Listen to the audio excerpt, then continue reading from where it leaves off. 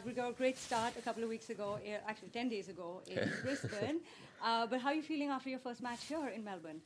Yeah, I feel good, given all the circumstances. And I think today was one of the hottest days that we've played out there. And it was overall was a good match. I think for sure I could have done a lot of things better, but it's always tricky when you start a slam. And I've been doing a lot of work prior to the tournament as well. So I was kind of hoping that I would have like a better, in a way, better playing first match, but it is how it is, and you need to go through those matches.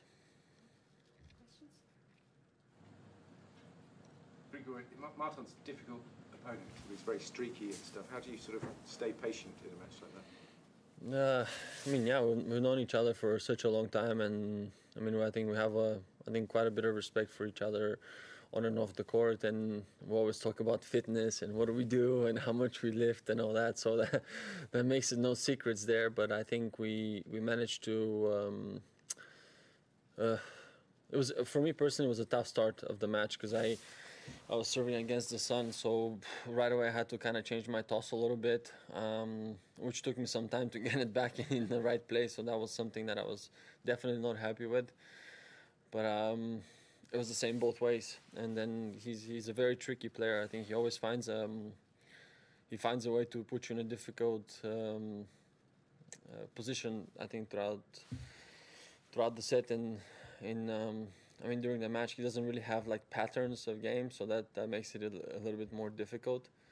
And he likes also hit the slice, so he can stay with me on the slice and tries to put me off balance there. So I had to like really pick and choose my moments where I could like really press and where I could hurt him the most. I want to ask, in your capacity as a member of the Players' Council, you might be aware last night in Germany it was reported that Alexander Zverev will face a trial over these domestic violence charges in Berlin. He denies that, obviously, but is it appropriate for him to continue serving on the Players' Council? I know he was just elected while that matter is unresolved. First thing I hear this, I definitely won't comment more on that because I don't know what the situation is. Well, it's new that he's going to face a trial, but the charges are not new. Everyone's aware of that. Yeah, I think there's some. In general, I always stay away from press. In general, I don't really read much and all that. Of course, there's like things that are swirling around. Of course, I understand that part. On the other side, on the console thing, honestly, I don't know what to say. It's not only up to me who is in there, right? So, Sure, you might have a view. I think this is a matter that I think everyone needs to sit down together and discuss all that. That's my message on that end. Of course, now these things coming through. Personally, I didn't know, so I'm sure if you ask all the other guys, it's something that if it's needed, I guess we're all going to sit down and talk about it. Girgor, this is they're letting the fans move around more. It seems this year down lower. How did you notice it much today? How did you find it? Yeah, luckily I was aware before before the match, so that was nice. I personally don't. The only thing I care is just like nobody to move behind the players. That's the only thing. The rest, in a way, honestly, I'm fine with it, and I get it. Sometimes the games can be long, and people are queuing and all this, but you need to adapt. I think the only message I can send on that is like, whatever new rules are we having, whether it's a slam or any other tournament, is just to know a little bit in advance. And I think it's gonna be better if it's communicated through the players first, and maybe let the players decide on things like that, because after all, you're performing out there and you want to do well, not only for yourself, for the crowd, for the family, for the team, and so on. That is my take on that. It would have been nice to know earlier, for sure. So you only found out today? I heard last night. Actually, no, this morning, if I believe correct, my coach was like, "Hey, just so you know," and I'm like, "Really?" So they didn't let the players know properly. I personally wasn't aware. Yeah. I don't think they did. I think a lot of players didn't know from what I heard. Yeah. Maybe I'm wrong. Maybe I don't know. But I think that was actually a little bit of a topic in the locker room. Here's a little insight. Yeah. I think I think especially in things like that should be known way before that. Definitely. Yeah. Reflecting on the title in Brisbane and how much it meant to you, did you give yourself an explanation? How is that possible that a player of such a caliber had to wait more than 6 years to lift another trophy? And did you, in hindsight, given how much it meant for you, wish you did things maybe differently in order to give yourself more chances to win maybe just less prestigious trophies? Yeah, I mean it's a fair point overall, but I think I'm gonna go a little bit off topic on that. It's just there's so much that happens in life, and there's so much that is on and off the court that some things takes time, I guess, and I had to make a lot of changes in my life overall. I'm not gonna hide that. I'm not gonna lie on it. I had to build up a new team. I had to find a way how to work more smarter.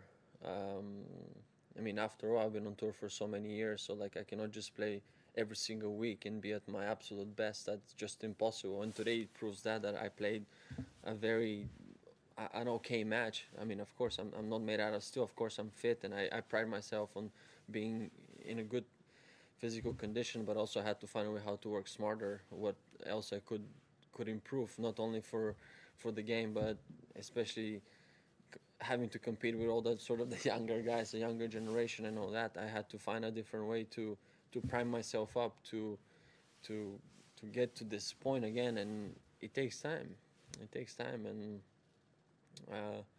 overall, I'm a fairly emotional guy as well, and I think when certain things come around and things are not going the right way, you